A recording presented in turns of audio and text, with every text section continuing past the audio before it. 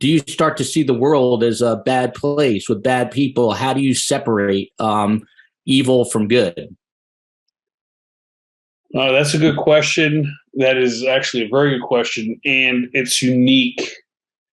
I would say one thing that it doesn't just fall under law enforcement. I would also say my mom was an emergency room nurse for 50 years, nurse in Vietnam.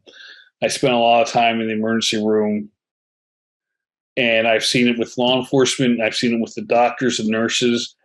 Humor, even at the worst times, a lot of humor. And I think that can be shocking to the average person because, here we are at a crime scene. It's brutal. It's atrocious, and jokes are made. And part of that is to help you get through the horror you're seeing. When I was in Afghanistan, I responded to a suicide attack, and you're walking through human remains. You need something to help you cope with what you're seeing.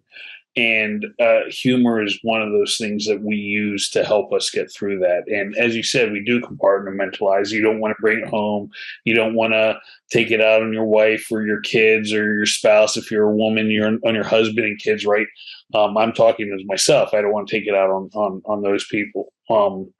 So humor, and then learning, if you do have something, to talk about it. A lot of times just talking about it with someone helps you get through those horrors that you've seen.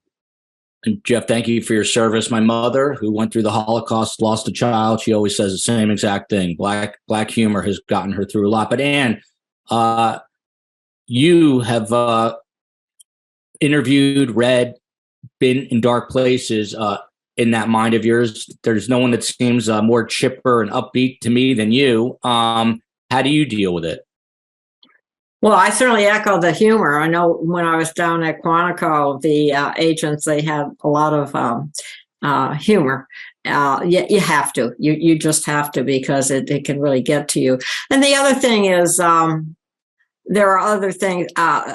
Actually, teaching. I get a lot out of teaching because I'm hoping that what I'm seeing is transmitted on to the next generation to try to do better. I think your earlier question I was going to answer, what strikes me so much in many of these cases is how unkind people are to kids growing up, and just being nice. We just have to get to a better place in terms of treating people nicely. And I think that has, Gary writes about the social indicators that have changed since 1960, I think it is.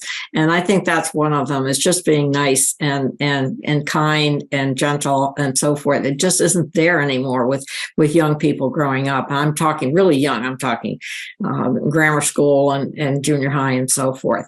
So all of those things put together, that's what I would say. I know you want to move on here.